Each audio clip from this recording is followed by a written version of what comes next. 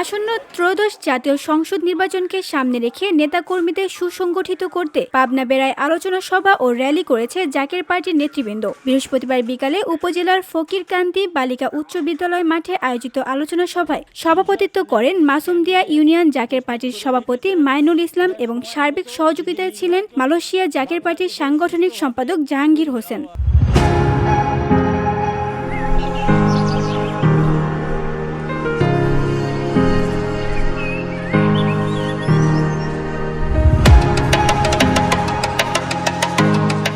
এ সময় ভিডিও কনফারেন্সের মাধ্যমে নেতাকর্মীদের উদ্দেশ্যে গুরুত্বপূর্ণ বক্তব্য রাখেন জাকের পার্টির চেয়ারম্যান পীরজাদা মোস্তফা আমির ফয়সাল। সাধারণ মানুষকে নিয়ে আসে জাকের পার্টি, তাই জাকের পার্টির নীতি আদর্শ অন্য কোনো দলের সঙ্গে মিল হবে না।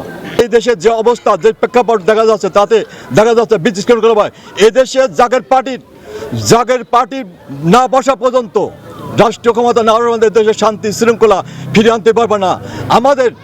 আমাদের বিশ্বাস, এই দেশে সারা পৃথিবী থেকে যদি বড় বড় নেতা এই বাংলাদেশকে বসানো হয়, কখনো শান্তির শৃঙ্খলা ফিরিয়ে আনতে পারবে না।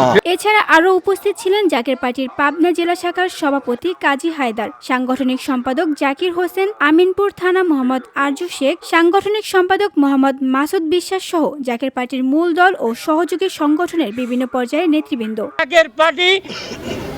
VOD Bangla news desk. ভোগের পার্টি নয়, জাকের পার্টি।